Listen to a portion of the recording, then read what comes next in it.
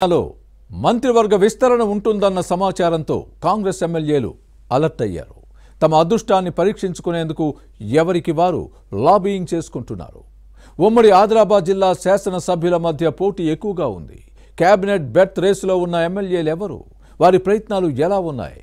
అధిష్టానం ఎవరికైనా హామీ ఇచ్చిందా? For more details, watch this inside story.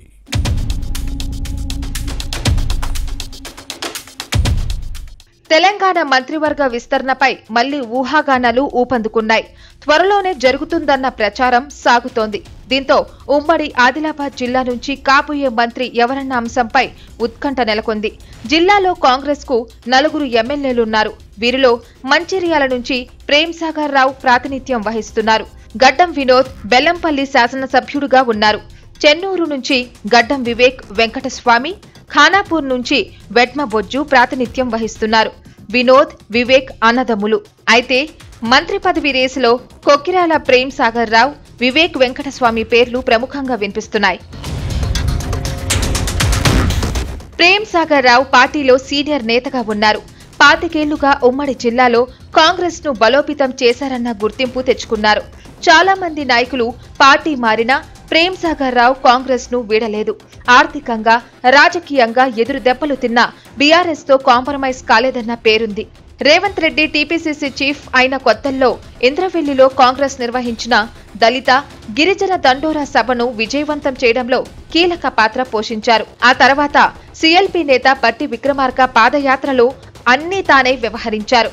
ఈ క్రమంలో కాంగ్రెస్ అధికారంలోకి వస్తే ప్రేమ్సాగర్ రావును మంత్రిని చేస్తామని గత ఏడాది ఏప్రిల్ 14న మంచిర్యాల బహిరంగ సభలో ఏఐసీసీ అధ్యక్షుడు మల్లికార్జున ఖర్గే హామీ ఇచ్చారు. దీంతో తన ప్రయత్నాలను ముమ్మరం చేశారు.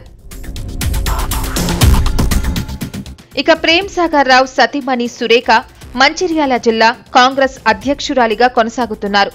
ఇక్కడ 3 అసెంబ్లీ స్థానాలను కాంగ్రెస్ కైవసం చేసుకోవడంలో ఈ కుటుంబం కృషి ఉంది. బీఆర్ఎస్ భయానికి చెన్నూరు, బెల్లంపల్లిలో కాంగ్రెస్ నేతలు వెనకంజు వేసిన రోజుల్లో ఆయా నియోజకవర్గాల్లో క్యాడర్ను కాపాడుకున్నారు. టీపీసీసీ సీనియర్ నేతలతో పాటు జాతీయ నాయకత్వం పాజిటివ్ గా ఉన్నట్టు త్వరలోనే ప్రేమ్సాగర్ రావుకు ఉన్నత పదవి రాబోతుందని కొన్నాళ్ల క్రితం మంత్రి శ్రీధర్ బాబు బహిరంగంగా ప్రకటించిన విషయాన్ని గుర్తుపెట్టుకోవాలి.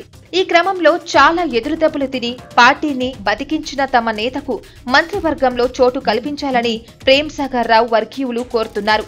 పార్టీ కోసం కష్టపడ్డ వారిని అధిష్టానం గుర్తిస్తుందన్న నమ్మకంతో ఉన్నారు. మహేష్ కుమార్ గౌడ్ కు టీపీసీసీ అధ్యక్ష పదవి ఇచ్చినట్టుగానే తనకు మంత్రి పదవి వస్తుందన్న భరోసాతో ఉన్నారు ప్రేమ్సాగర్ రావు. మరోవైపు చెన్నూరు ఎమ్మెల్యే వివేక్ వెంకటస్వామి కూడా మంత్రి పదవి కోసం సీరియస్ గా ప్రయత్నిస్తున్నారు. వివేక్ 2009లో పెద్దపల్లి నుంచి కాంగ్రెస్ ఎంపీగా గెలిచారు. తెలంగాణ ఉద్యమ సమయంలో బీఆర్ఎస్ లో చేరారు. కానీ 2014 ఎన్నికల ముందు మళ్లీ కాంగ్రెస్ లోకి వచ్చారు. ఆ ఎన్నికల్లో పెద్దపల్లి నుంచి పోటీ చేసి బీఆర్ఎస్ అభ్యర్థి బల్కసుమన్ చేతిలో ఓడిపోయారు. ఆ తర్వాత మళ్లీ గులాబీ కండువా కప్పుకున్నారు. 2019 ఎన్నికల్లో కారుపాటి టికెట్ రాకపోవడంతో బీజేపీలో చేరారు. కమలదళంలో ముఖ్య నేతగా ఎదిగారు. అనంతరం రాజకీయ పరిణామాల్లో గత ఎన్నికలకు ముందు అనూహ్యంగా బీజేపీని వీడి కాంగ్రెస్ లోకి వచ్చారు. చెన్నూరు నుంచి హస్తంపాటి ఎమ్మెల్యేగా గెలిచారు. ఆ తర్వాత వివేక్ కుమారుడు వంశీకృష్ణ పెద్దపల్లి నుంచి కాంగ్రెస్ ఎంపీగా విజయం సాధించారు. జాతీయ నాయకత్వంలో ఉన్న పరిచయాలు, పీసీసీ చీఫ్ రేవంత్ రెడ్డితో ఉన్న సాన్నిహిత్యంతో మంత్రివర్గంలో చోటు దక్కుతుందన్న ఆశాభావంతో ఉన్నారు వివేక్. పార్టీలో చేరే సమయంలోనే తనకు మంత్రి పదవి హామీ ఇచ్చారని చెబుతున్నారు. దీంతోనే ఇప్పుడు లాబియింగ్ చేసుకుంటున్నారు.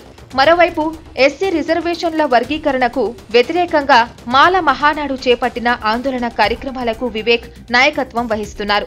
ఈ సామాజిక వర్గం మొత్తం తన వైపు ఉందన్న సంకేతాలను పంపిస్తున్నారు. మంత్రి పదవి కోసమే వివేక్ పలు వర్గాల మధ్య అధిష్టానంపై ఒత్తిడి పెడుతున్నట్టు ప్రచారం జరుగుతోంది. ఇక వివేక్ అన్న బెల్లంపల్లి ఎమ్మెల్యే గడ్డం వినోద్ కూడా తనదైన శైలిలో కేబినెట్ బెర్త్ కోసం ప్రయత్నిస్తున్నారు. పలుమార్లు సోనియా గాంధీ సహా పార్టీ పెద్దలను కలిసి తనకు అవకాశం ఇవ్వాలని కోరిన విషయాన్ని గుర్తుపెట్టుకోవాలి. ఏఐసీసీ అధ్యక్షుడు మల్లికార్జున ఖర్గే ఆశీస్సులు తనకే ఉన్నాయని వినోద్ చెబుతున్నారు. అయితే గడ్డం బ్రదర్స్ కు కొన్ని సమీకరణలు ఇబ్బందిగా మారుతున్నట్టు ప్రచారం జరుగుతోంది.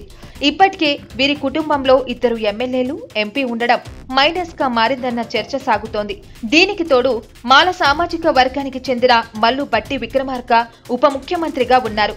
అదే కమ్యూనిటీకి చెందిన వికారాబాద్ ఎమ్మెల్యే గడ్డం ప్రసాద్ కుమార్ అసెంబ్లీ స్పీకర్ గా పనిచేస్తున్నారు.